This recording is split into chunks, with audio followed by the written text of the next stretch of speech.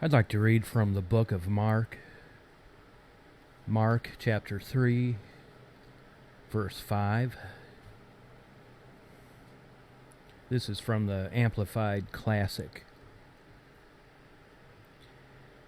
Jesus glanced around at the Pharisees with vexation and anger, grieved at the hardening of their hearts.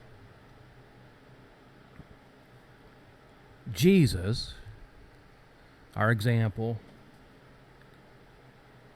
was looking at a certain group of people, with hardened hearts, not with compassion, not with understanding, not with kindness and ooey gooey oozy love. He looked at them with anger. He was grieved. Grieved doesn't simply mean sad or sorrowful. It means vexed. It means a tormenting kind of anger. You could call it rage.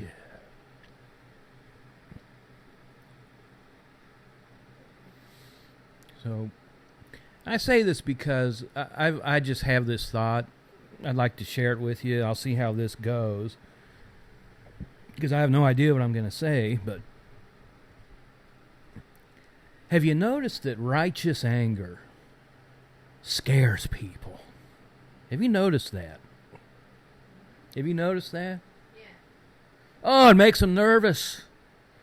When you, the abused, when you, the victim of some asshole, gets upset about it, gets angry about it. Oh,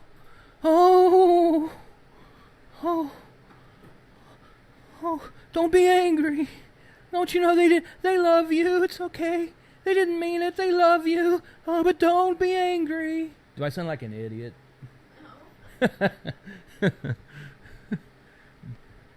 You know what I'm talking about.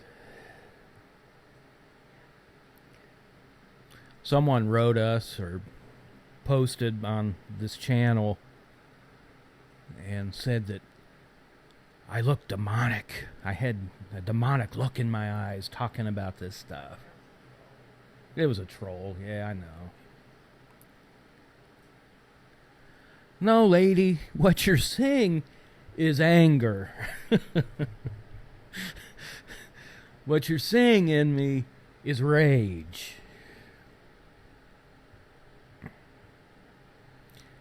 And it scares people.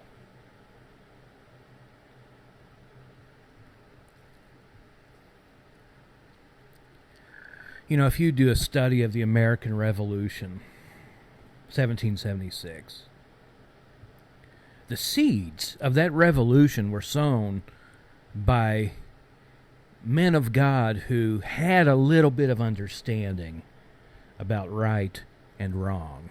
They had a little bit of understanding about evil, about tyranny, about slavery, and about freedom. And these preachers went throughout the colonies. This was 20, 30, 40 years before the Revolutionary War. And they were able to preach a message and deliver a message that woke people up to tyranny, to political and spiritual slavery. These men and women of God were able to deliver a message of righteousness, of what is right. Were they perfect? No, of course not. But I'll tell you what happened as a result. a segment of the people who took to heart that message of freedom versus tyranny rose up in anger at the tyranny that was enslaving them from the British Crown. And in their anger and in their wrath, they overthrew the most powerful empire on the earth at that time.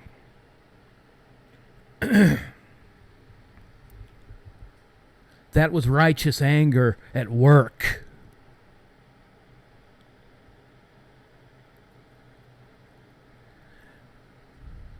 It makes the British angry, or not angry, it makes the British concerned and upset when the colonist finally wakes up to the fact that you're enslaving me and I'm going to put a stop to it.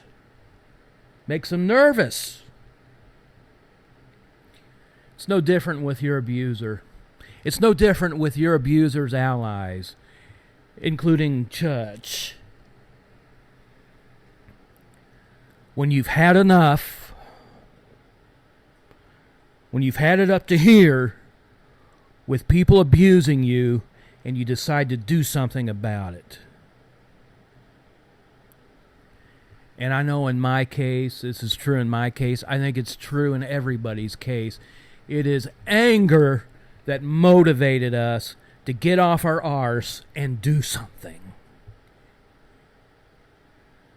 And going no contact is doing something quite drastic. It flies against all societal norms. But it's that anger that makes this generation nervous that